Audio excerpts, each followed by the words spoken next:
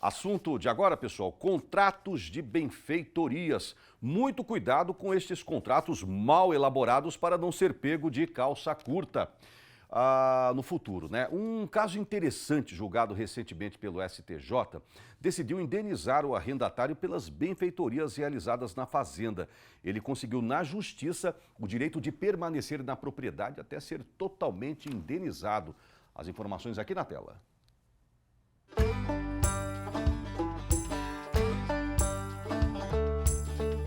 Sobre as benfeitorias, é importante começar lembrando que são bens acessórios acrescentados ao imóvel, que é o bem principal, pela pessoa que está na sua posse, ou seja, o arrendatário, com a finalidade de aperfeiçoar o uso desse imóvel e evitar que ele se deteriore, se destrua, ou ainda embelezar esse imóvel, torná-lo mais agradável, enfim.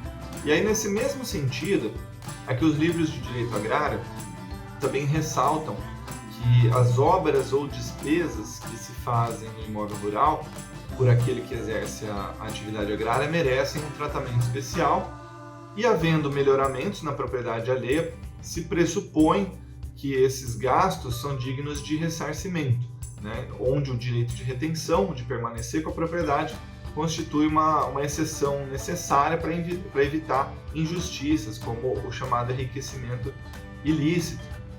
E é nesse conceito que se apresentam as classificações das benfeitorias, em úteis, necessárias e voluptuárias.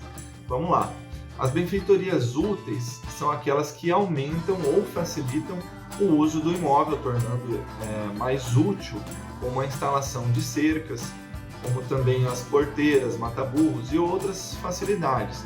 Já as benfeitorias necessárias são aquelas que têm por finalidade conservar o imóvel para evitar que ele se deteriore, como a reforma da estrutura, de mangueiros, de sedes residenciais e etc. Por fim, as voluptuárias, que tem um nome um pouco mais diferente, mais técnico, são aquelas benfeitorias de mero luxo, para tornar mais agradável o uso desse imóvel, como por exemplo, piscina, paisagismo, enfim. Lembrando a conhecida frase de que cada caso é um caso, porque vejamos o exemplo de uma pista de pouso e decolagem de aviões numa propriedade rural.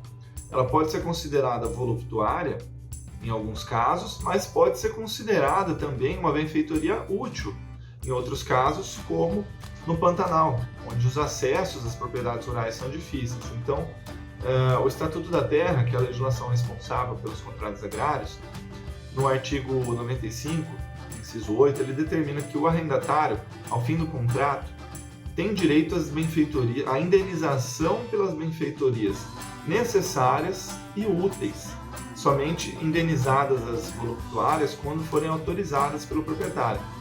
E esse mesmo artigo, inciso, também determina que enquanto o arrendatário não for indenizado dessas benfeitorias necessárias e úteis, ele pode permanecer no imóvel de acordo com o contrato de arrendamento pelos prazos estabelecidos por lei e pelo contrato. E sobre o caso citado no STJ, que é o motivo dos comentários de hoje, a relatora do caso, a ministra Nancy Andrighi, ela ressaltou que as benfeitorias acompanham o imóvel, de forma que esses melhoramentos que foram introduzidos pelo possuidor, pelo arrendatário, em algumas situações passam ao patrimônio do proprietário, que é o possuidor indireto, quando o bem principal, a propriedade rural, retorna para sua posse. E com base nesses entendimentos e ainda também analisando a aplicação do Código Civil, a ministra decidiu que o possuidor de boa-fé tem direito à indenização pelas benfeitorias necessárias e úteis que fez e de retenção do bem principal, ou seja, de permanecer no imóvel, não sendo obrigado a devolvê-lo até a quitação desse crédito. Mas isso não dispensa o possuidor, ou seja, o arrendatário, da obrigação de pagar uma renda, um aluguel, né, ou uma taxa de ocupação aí pelo tempo que ele vai usar esse bem, pelo tempo que ele usou o bem. O que acabou por anular, nesse caso, uma decisão do Tribunal de Justiça paranaense que isentava o pagamento de aluguéis pelo período de retenção de posse pelas benfeitorias não indenizadas. E dentre os fundamentos dessa decisão estão o enriquecimento ilícito, proibido por lei, motivo pelo qual o possuidor, o arrendatário, não pode permanecer na posse mesmo que por seu direito, sem uma contraprestação, né, o que caracterizaria uma situação incoerente com a ideia de retorno do imóvel ao estado anterior, a formalização do contrato e a indenização efetiva pelos prejuízos, né? A relatora, a ministra relatora também lembrou que houve um outro caso da quarta turma do STJ que concluiu que a investigação sobre a boa-fé do possuidor no momento de realizar essas benfeitorias pode ser importante para fins de retenção da posse do imóvel enquanto não indenizado, mas nada disso dispensa o pagamento pelo uso do imóvel. Então, embora seja um caso que trate, esse caso que eu citei, trate de um caso de direito civil, não especificamente direito agrário, sendo que a lei civil não é a principal fonte do direito agrário, principalmente com relação aos contratos, também serve como parâmetro para a aplicação desse mesmo raciocínio, mudando apenas os números dos artigos e a legislação, já que o Código Civil não trata de contratos agrários.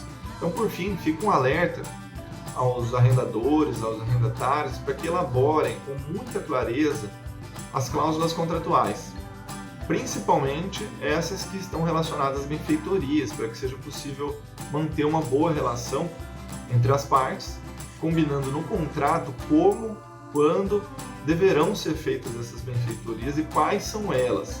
Afinal, o contrato faz lei entre as partes. Então, saudações e até a próxima!